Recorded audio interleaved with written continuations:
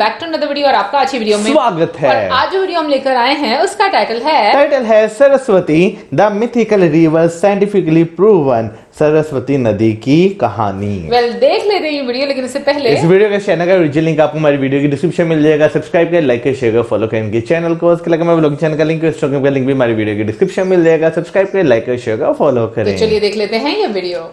हाल ही में कुरुक्षेत्र यूनिवर्सिटी की CERSR centre of excellence for research on the Saraswati river के द्वारा की गई एक रिसर्च में ये बात सामने आई कि सरस्वती नदी, जिसे एक मिथिकल रिवर कहा जाता रहा है, 15th सेंचुरी यानी 1402 AD तक हरियाणा में बहती थी। सरस्वती नदी, जिसका जिक्र हमेशा से एक ऐसे रिवर के रूप में होता रहा है जिसके बारे में सबने सुना तो है लेकिन देखा कभी नहीं। इसके अस्तित्व को लेकर हमेशा अलग अलग तरह की बातें सुनने को मिलती रही है, लेकिन इस रीसेंट रिसर्च में इससे जुड़े हुए कई सारे सवालों के जवाब दिए गए। तो सरस्वती नदी का इतिहास क्या है, क्यों ये विलुप्त हो गई और इसे लेकर क्या रिसर्च चल रही है, इन सब के क्या फायदे हमें होंगे, इसी के बारे में आज हम जानेंगे। दोस्तों, सरस्वती नदी के बारे में कई सारे हिंदू ग्रंथों जैसे कि ऋग्वेद, पुराणों और उपनिषदों में लिखा गया है। एक बड़ी और पवित्र नदी की तरह इसका जिक्र किया गया है और इस नदी को लेकर हमेशा से कई सारी थियरीज होती रही है। कुछ का कहना यह है कि सतलज नदी का जो पुराना फ्लो था वही सरस्वती नदी थी, तो किसी का मानना है कि सरस्वती नदी थी ही नहीं। लेकिन जो सबसे फेमस और वेल एक्सेप्टेड थियरी है वो ये है कि हजारों साल पहले घगर नदी में ही सरस्वती नदी आकर मिल जाती थी, बेसिकली इसमें जुड़ जाती थी। वैसे घगर नदी एक सीजनल रिवर है, यानी सिर्फ बारिश के दिनों में इसके अंदर वाटर फ्लो होता है लेकिन बाद में ये सूख जाती है। और प्रेजेंटली घगर नदी पंजाब, हरियाणा, राजस्थान इन जैसे राज्यों में फ्लो होती है। आपको ये बता दे कि घगर नदी वही है जिसके किनारे हड़प्पन सिविलाइजेशन डेवलप हुई थी। हड़प्पा के जो 1500 से ज्यादा आर्कियोलॉजिस्ट साइट्स हैं उनमें से 2/3 साइट्स घगर नदी के पेलियो चैनल में ही मौजूद है और इसी के आसपास उन्हें डिस्कवर किया गया है। जैसे कि आपको पता होगा कि इंडस रिवर वैली सिविलाइजेशन या जो हड़प्पन सिविलाइजेशन थी वो इंडियन सब कॉन्टिनेंट का अर्लीस्ट अर्बन कल्चर था। हालांकि ये सभ्यता जहाँ डेवलप हुई थी उसका प्रेजेंटली मेजर भाग पाकिस्तान में है, लेकिन कई सारे साइट्स आज भी पंजाब, हरियाणा में मौजूद है। हरियाणा के राखीगढ़ में इंडस रिवर वैली सिविलाइजेशन के साइट्स आज भी हम देख सकते हैं। और जैसा माना जाता रहा है घगर नदी में ही सरस्वती नदी आकर मिल जाती थी, मगर ये नदी पूरी तरीके से विलुप्त बाद में जाकर हो गई।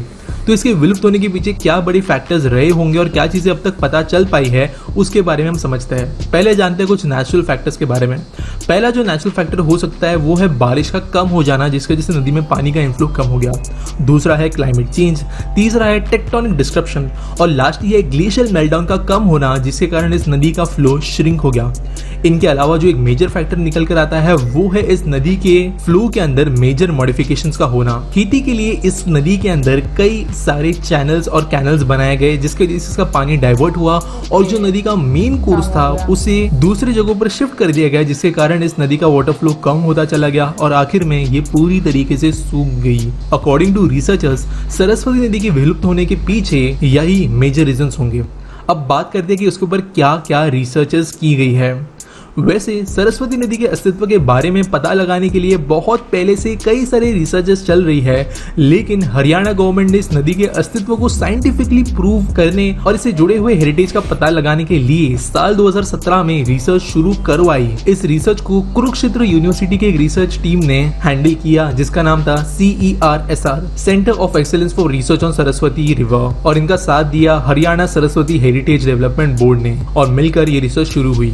इस पूरे रिसर्च टीम के अंदर ONGC जो हमारी oil and natural gas corporation है, इनके साथ में भी कोऑर्डिनेशन रखा गया और ONGC ने इसे फंडिंग भी की। अभी तक किए गए रिसर्च के अंदर ये बात सामने आई है कि सरस्वती नदी अर्ली 15th सेंचुरी तक हरियाणा में बह रही थी। साथ ही रिसर्च में ये बात भी सामने आई है कि सरस्वती नदी हिमालय के ग्लेशियर से निकलती हुई घगर और हकारा इन दो नदियों में आकर मिल जाती थी। रिसर्चर्स ने इस नदी के बारे में पता करने के लिए पेलियो चैनल्स, जहाँ एक समय पर नदियां फ्लो होती थी, वहां पर जाके अवशेषों को स्टडी किया। इन अवशेषों में सरस्वती नदी के होने के अंदर जो सबसे बड़ा एविडेंस मिला है वो ये है कि ये जो फ्लो का चैनल है, जो रूट था इस नदी का, यहाँ पर ग्रे सैंड और व्हाइट माइका मिला है, जो कि ज्यादातर हिमालयन नदीज के अंदर मिलता है। गंगा, यमुना इन नदियों के अंदर भी इस तरीके के सैंड्स और माइका पाए जाते हैं। और जो ये पेलियो चैनल्स है बेसिकली सूखे नदी के जो पात्र है इनके अंदर भी ये मिले।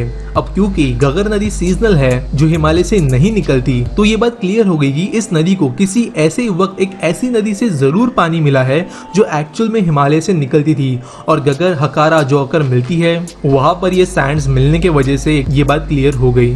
इसके अलावा रिसर्चर्स ने स्ट्रोंटियम नियोडिनियम आइसोटोपिक रेशियोज और आर्गन आर्गन डेटिंग मेथड के थ्रू सैंड से मिले हुए माइका के सैंपल्स की एजेस भी मेजर की, और इससे ये बात और डेफिनेट हो गई। तो अब सवाल आता है कि इस पूरी तरीके से विलुप्त नदी के लिए इतने रिसर्चर्स और रिवाइवल प्रोजेक्ट्स क्यों चल रहे हैं। तो आपको ये बता दी कि ये सारी चीजें करने के पीछे हरियाणा गवर्नमेंट का एम ये है कि जहां भी सरस्वती नदी हो इसके हेरिटेज के बारे में पता चले, और अकॉर्डिंगली चीजें पता चलने के बाद में इसे डेवलप किया जा सके, और वहां ग्राउंड लेवल पर वाटर रिचार्ज किया जा सकता है या नहीं इस बात को लेकर भी पता लगाया जा सके, जिसके कारण आसपास के एरियाज को पानी मिल सके।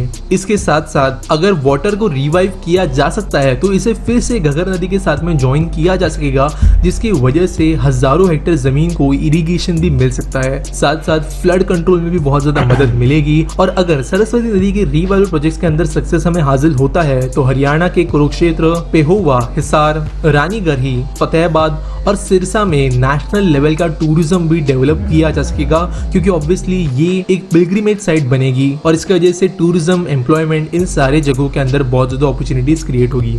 इस वीडियो के रिलेटेड जो सोर्सेज है वो आपको डिस्क्रिप्शन में मिल जाएंगे। और वीडियो अगर अच्छी लगी होगी तो सब्सक्राइब जरूर करना इस चैनल को, हम ऐसे वीडियोस लाते रहते हैं। और मिलेंगे अगले वीडियो में।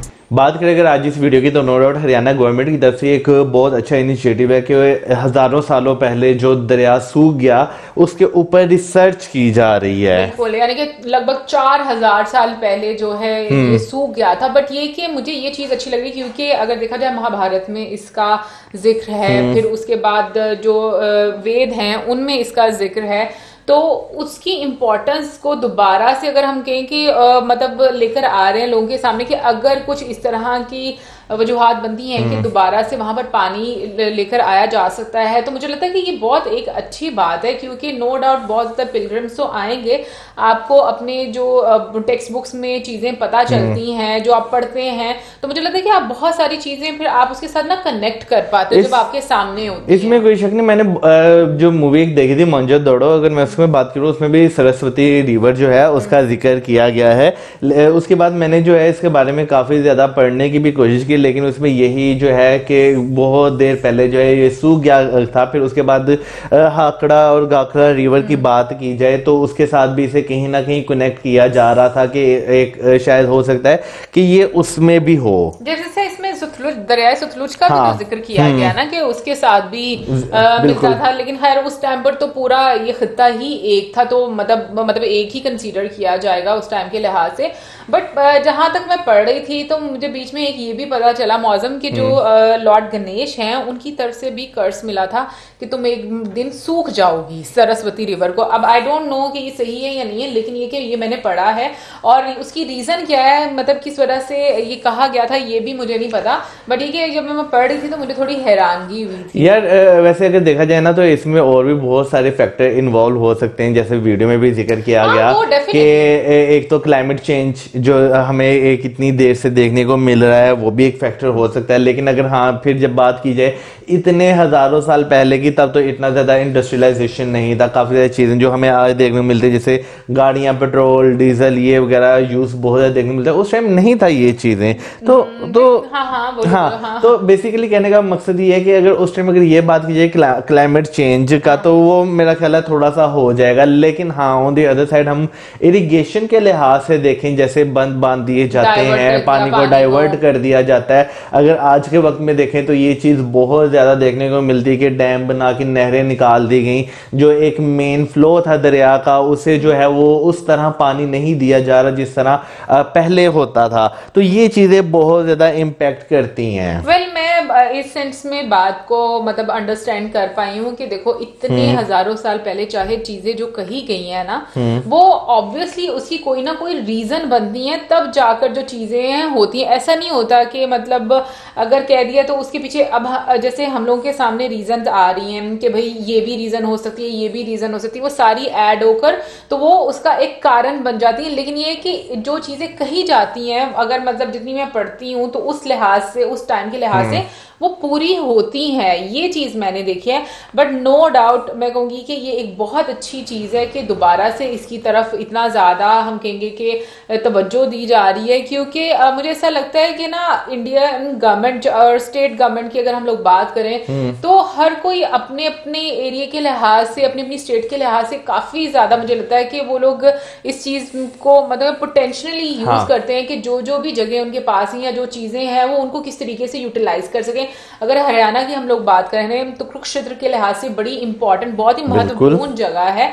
और अगर वाकई में जैसे ये भी बीच में अगर नदी जैसे सरस्वती नदी ऐड हो जाती है तो जैसे हम लोग बनारस में देखते हैं, वाराणसी में देखते हैं हम लोग, आई थिंक जो टूरिज्म हम लोग वहां पर देखते हैं, एक स्पिरिचुअलिज्म देखते हैं, तो मुझे लगता है वो साइड यहाँ पर भी आ सकती है। वैसे नो डाउट देखें, एक बहुत पुराना जो है दरिया है, अगर जो है उसकी एक रीजन पता कर ली जाती है और अगर दोबारा किसी ना किसी तरह लिंक के नाल्स बनाकर जो है दरिया की एक खूबसूरती जो है उसे दोबारा जो है बहाल किया जाता है तो बहुत ज़्यादा चेंजिंग आएगी।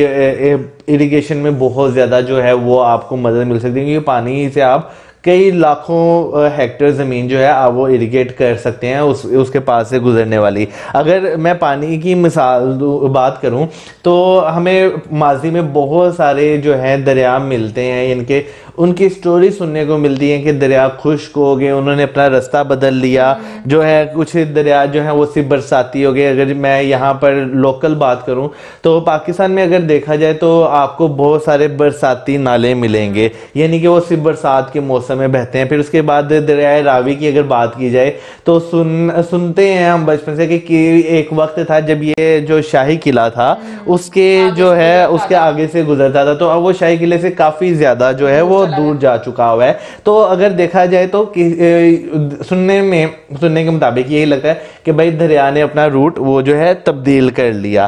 फिर उसके बाद अगर बात की जाए दरियाओं की तो सिविलाइजेशंस के हिसाब से भी बहुत ज्यादा इंपॉर्टेंट रहे हैं। जितनी भी बड़ी बड़ी सिविलाइजेशंस हैं या बड़े बड़े शहर हैं, जैसे अगर हम बात करें लाहौर की बात करें, वाराणसी की बात करें, दिल्ली की बात करें, आगरा की बात करें, तो ये सारे ऐसे शहर हैं जो दरियाओं के किनारे बसे हुए हैं और लाखों हजारों साल पुराने ये शहर हैं। पर मुझे ऐसा लगता है कि मौसम उस टाइम की सिविलाइजेशन ने जैसे काम किया, फिर उसके बाद आते आते आते जिस तरह लोगों के हाथों में आई और चीजों का इस्तेमाल किया गया, उसके मुताबिक जो चीजें ना वो भी बदलती गई, क्योंकि इंसान जो है जिस तरीके से नेचर को लेकर चलता है ना, वो उसका रिएक्शन भी फिर आपको वैसा ही मिलता है। अगर आज दरिया हमारे सूखे हुए हैं तो उसकी कहीं ना कहीं रीजन ये है कि हम लोग पानी स्टोर नहीं करते बारिशों का। तो मुझे लगता है कि ये चीज भी इंसान को समझनी पड़ेगी कि हम लोग को रिसोर्सेज वेस्ट नहीं करने, हमें उनको किस तरीके से प्रिजर्व करना है, इसके बारे में हम लोगों को थोड़ा एफर्ट करनी पड़ेगी। और वैसे अगर मैं दरिया के सूखने की बात करूं तो मुझे ये नहीं लगता कि क्या नाम है पानी जो है वो प्रिजर्व नहीं किया गया। पानी की अगर बात की जाए तो आप उसे बहुत तरीकों से यूटिलाइज कर रहे हैं, आप डैम बना रहे हैं, जगह जगह आपने बांध बांधे हुए हैं, पानी जो है वहां पे स्टोर हो रहा है। लेकिन हाँ, अगर ऑन दी अदर साइड देखें, पानी का जो शॉर्टेज हमें देखने को मिलता है, जो एक क्लाइमेट चेंज है, ये पानी जो एवेपोरेट हो जाता है, फिर उसके बाद स्नोफॉल की बात करें या ग्लेशियर्स की बात करें, ग्लेशियर्स जिस तरह पिघल रहे हैं, तो ये एक मेजर रीजन आप कह सकते हैं कि क्लाइमेट चेंज की वजह से है। क्योंकि पानी के अगर स्टोर करने की बात करें ना तो आपको पूरी दुनिया में डिफरेंट मुल्कों में डैम जो हैं, बंद जो हैं, वो देखने को मिलेंगे। मैं डिफरेंट मुल्कों से बिल्कुल अग्री करती हूँ, बट मैं अपने कंट्री की बात कर रही हूँ कि हमारे यहाँ पर पानी को उस तरीके से प्रिजर्व नहीं किया जाता जिस तरीके से करना चाहिए। ये है। और जहां तक क्लाइमेट चेंज की बात है तो वाकई में ज्यादा टाइम तक यही चीज सुनने को मिला करती थी, क्लाइमेट चेंज हो रहा है, इस वजह से ये प्रॉब्लम फेस करनी पड़ रही है, जो कि होता भी है। बट जब हम लोगों ने अभिजीत सर की रिमेंबर एक वीडियो देखी थी और उसमें उन्होंने बोला था कि जो ये क्लाइमेट है ना, ये चेंज होता रहता है, कभी आइसेज आ जाता है, ठीक है ना, और कभी इस तरह से होता है कि ग्लेशियर जो है वो पिघलना शुरू हो जाते हैं और क्लाइमेट चेंज होता रहता है। बट यूजली हम लोगों की यही सोच रहती है कि ना अभी क्योंकि क्लाइमेट इतना चेंज हो रहा है तो इस वजह से पानी की भी कमी हो जाएगी या इस तरह से चीजें हो जाएंगी। तो आई थिंक मेरा ख्याल में साथ साथ इंसानों की बड़ी एक जिम्मेदारी बनती है चीजों को सही रखने में। वेल ओवरऑल मैं कहूंगी कि एक बहुत ही अच्छी चीज है, क्योंकि अगर ये सारी चीजें रिवाइव हो जाती हैं तो मुझे लगता है कि बहुत इंसान फिर आगे मजीद और चीजें बेहतर करने के बारे में सोचता है। तो गाइस, ये तो थी हमारी आज की वीडियो। आप जरूर बताइएगा आपको कैसी लगी, और इसी के साथ हमें इजाजत, video like, subscribe, share, good bye.